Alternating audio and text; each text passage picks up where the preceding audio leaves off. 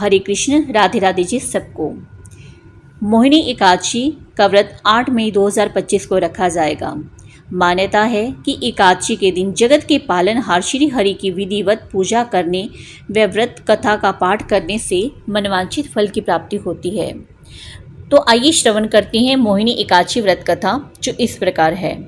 प्राचीन समय में सरस्वती नदी के किनारे भद्रावती नाम की एक नगरी बसी हुई थी। उस नगरी में धुतिमान नामक राजा राज्य करता था। उसी नगरी में एक वेश्या रहता था जो धन धान्य से भरा था। उसका नाम धनपाल था।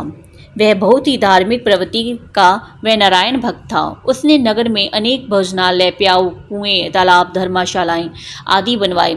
सड़कों के किनारे कई वृक्ष लगवाए जिससे रास्ते में चलने वालों को सुख मिले। उस वेश्या के 5 पुत्र थे, जिनमें सबसे बड़ा पुत्र बहुत ही पापी व दुष्ट था। अपने पिता का ज्यादातर धन वह बुरे संगतों में ही उड़ाया करता था। मांस मदिरा करना उसका हर दिन का काम था। जब समझाने बुझाने पर भी वह सीधे रास्ते पर नहीं आया तो दुखी होकर उसके पिता, भाइयों और परिवार के लोगों ने उस घर से निकाल दिया और उसकी निंदा करने लगे। घर से निकलने के बाद वह अपने आभूषणों तथा वस्त्रों को बेचकर अपना जीवन यापन करने लगा।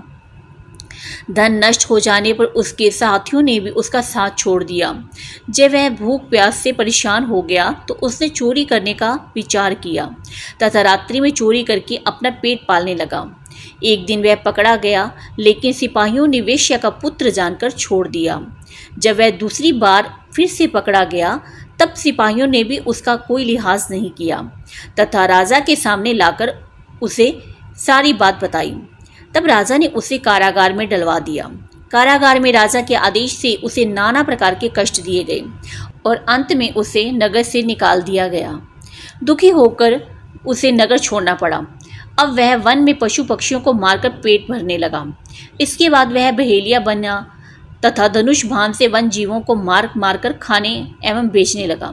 एक बार वह भूख और प्यास से व्याकुल होकर भोजन की खोज में निकला तथा कौंडिल्य मुनि के आश्रम में पहुंचा गया।